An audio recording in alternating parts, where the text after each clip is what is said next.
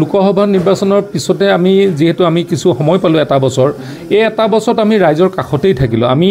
যদিও পৰাজয় বৰণ কৰিলোঁ তথাপি ৰাইজৰ কাষত থাকিলোঁ ৰাইজৰ যিখিনি সমস্যা সেইখিনি আমি মাননীয় মুখ্যমন্ত্ৰী ডাঙৰীয়াৰ যোগেদি বিভিন্ন আঁচনিৰ যোগেদি তেখেতসকলক সহায় কৰিলোঁ মেডিকেলৰ ক্ষেত্ৰতে হওক বা সমাজখনক আগুৱাই নিয়াৰ ক্ষেত্ৰত সামাজিক ব্যৱস্থাবিলাকেই হওক বা আমাৰ যিবিলাক ধৰ্মীয় অনুষ্ঠানবিলাক হয় সকলো ধৰ্মৰ বাকী যিমান সামাজিক অনুষ্ঠান প্ৰতিষ্ঠান আছে আমি সদায় কাষত থিয় দিলোঁ কোনোবা সমস্যাবিলাক আমি সমস্যা হিচাপে লৈ পেলাই আমি পলৰীয়া মনোভাৱে আঁতৰি নাথাকিলোঁ সেইকাৰণে ৰাইজৰ কাষত থকাৰ কাৰণে ৰাইজে আমাক পুনৰ আদৰণি দিলে কাৰণ এইখন গণতন্ত্ৰ ইয়াত হয়তো কেতিয়াবা ৰাইজৰ আমাৰ ওপৰত খং উঠিব পাৰে ৰাইজে আমাক তেওঁলোকে ভোট নিদিবও পাৰে কিন্তু সেই বুলিয়ে আমি যদি ৰাইজক আমি ভোট দিয়া আৰু নিদিয়াৰ ওপৰত সিদ্ধান্ত লৈ ৰাইজক কাষ নেচাপোঁ ভৱিষ্যতে ৰাইজে আমাক শাস্তি দিব এতিয়া যোৱা সময়ছোৱাত যিহেতু কংগ্ৰেছে লোকসভা জিকিলে লোকসভা জিকাৰ পিছতো যিমানবিলাক ইয়াৰ অঞ্চলত বা অনুষ্ঠান প্ৰতিষ্ঠান সামাজিক হওক বা ধৰ্মীয় হওক বা বিভিন্ন সেই সময়বিলাক ভোট যেনেকৈ দিলে তেনেধৰণে কংগ্ৰেছ দলটো তেওঁলোকৰ কাষ চপা দেখা পোৱা নগ'ল সেইবাবে আজি পঞ্চায়তত তেওঁলোকে এতিয়া উজুতি খাবলগীয়া হৈছে আৰু বিশেষকৈ আমি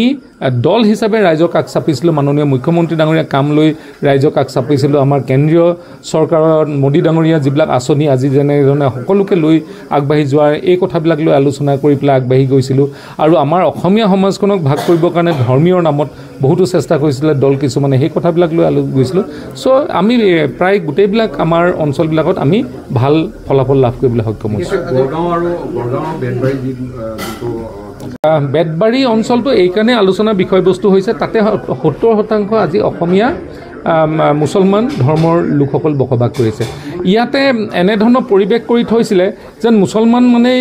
ভাৰতীয় জনতা পাৰ্টিৰ বিৰুদ্ধে থাকিব বা ভাৰতীয় জনতা পাৰ্টিৰ বিৰুদ্ধে কাম কৰিব এই কথাবিলাক লৈ পেলাই বহুত আলোচনাৰ বিষয়বস্তু হৈছিলে যেতিয়া আমি কথাবিলাক বুজাই দিছিলোঁ যে আজি চৰকাৰৰ চাকৰি ক্ষেত্ৰখনত আপোনালোকে যদি চায় তাত যিসকল ভালকৈ পঢ়া শুনা কৰা মুছলমান ধৰ্মাৱলী ল'ৰা আছে সেই সকলোৱে কিন্তু আগবাঢ়ি যাবলৈ সক্ষম হৈছে আজি চৰকাৰখনত বিষয়া কৰ্মচাৰী হিচাপে যিসকল আছে ইয়াতে ধৰ্মৰ নামত বাছ বিচাৰ কেতিয়াও কোৱা নহয় ইয়াতে আমি অসমত অসমীয়া হিচাপে আমি সকলো ধৰ্মৰ মানুহক আগুৱাই লৈ যোৱা এটা পৰিৱেশ চেষ্টা কৰিছোঁ আৰু যিটোৱে তেওঁলোকে প্ৰতীয়মান হৈছে আৰু যোৱা সময়ছোৱাত তেওঁলোকে দেখিছে তেওঁলোকে যেনেধৰণে আগবাঢ়িবলৈ চেষ্টা কৰিছে ইয়াত খালি এটা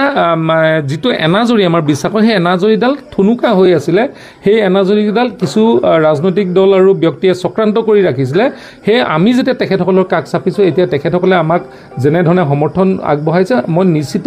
অনাগত দিনত এই অঞ্চলবিলাককো উন্নয়নমূলক কাম কাজৰ মাজত সাঙুৰ লৈ আৰু অঞ্চলবিলাক আগুৱাই নিয়াৰ কাৰণে আমি কাম কৰি যাব বুলি তেওঁলোকে আশীৰ্বাদ দিছে পৰিৱেশৰ সময়তে মুখ্যমন্ত্ৰীয়ে ঘোষণা কৰিছিলে যে আজি নিৰ্বাচনৰ যিটো ফলাফল ঘোষণা মন্ত্ৰী আৰু বিধায়কসকলক যাবলৈ তাতে মানা কৰিছে আৰু আজি আপুনি যোৱা নাই নিজৰ ঘৰতে গোটেইখিনি তদাৰক কৰিছে আৰু আজি উৎকণ্ঠা এই দিনটো আজি কেনেদৰে পাৰ কৰিলে চাওক আমি কিছু সমীক্ষা চলাওঁ লোকসভাৰ আগত আমাৰ কিছু উৎকণ্ঠা আছিল আমি কিছুমান জেগাত ভাল হ'ব পাৰে বুলি ভাবিও বহুতে কৈছিলে এইবাৰ আগৰ নিচিনা নহ'ব বুলি অকণমান ভয় খাই থকা নিচিনা আছিলে কিন্তু এইবাৰ যেতিয়া আমি সমীক্ষা চলাইছিলোঁ যিহেতু দলগতভাৱে এইবাৰ আমি নিৰ্বাচনত অৱতীৰ্ণ হৈছোঁ আৰু এইবাৰ বহুতো ভাৰতীয় জনতা পাৰ্টীৰ কাৰ্যকৰ্তা জিকিবৰ কাৰণে নতুন অঞ্চলৰ কাৰ্যকৰ্তাবিলাকে যথেষ্ট কষ্ট কৰিছিলে বুথৰ সভাপতি মণ্ডলৰ সভাপতি মহিলা মৰ্চা যুৱ মৰ্চা সকলোখিনি মৰ্চাই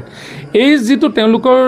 এটা ক্ষুধা আৰু এই যোৱা লোকসভা নিৰ্বাচনৰ পিছত যিটো কষ্ট এই কষ্টৰ পিছত যেতিয়া আমি সমীক্ষা চলালোঁ নিজৰ আভ্যন্তৰীণ ব্যয়ত তেতিয়া আমি তেতিয়াই এই আপোনালোকক কৈছিলোঁ প্ৰায় 90খন আসনত আমি জয়ী হ'ম বুলি আৰু তেনেধৰণে এইবাৰ 90খনতকৈ অধিক আসনত এইবাৰ জয়ী হ'বলৈ সক্ষম হৈছোঁ সমষ্টি পুনৰ নিৰ্ধাৰণৰ পাছত ডিমৌ সমষ্টিটো যথেষ্ট ডাঙৰ হৈছে কিমান কষ্ট কৰিব লগা হৈছে চাওক যেতিয়া দলৰ কাৰ্যকৰ্তা প্ৰত্যেকটো বুথত থাকিব কষ্ট যেনেধৰণে হ'ব লাগে তেনেধৰণে নহয় তেখেতসকলে কষ্ট কৰি দলটোক আগুৱাই আৰু এইটো ভাৰতীয় জনতা পাৰ্টি দল ইয়াতে কোনো বিধায়ক কোনো কাৰ্যকৰ্তা চব সমান কৰি ৰাখে ইয়াত মন্ত্ৰী বিধায়ক কাৰ্যকৰ্তা সমান কোন বিধায়ক হয় কেতিয়া কাৰ্যকৰ্তা হ'ব লাগে তাৰ কোনো মানে নীতি নিৰ্ধাৰণা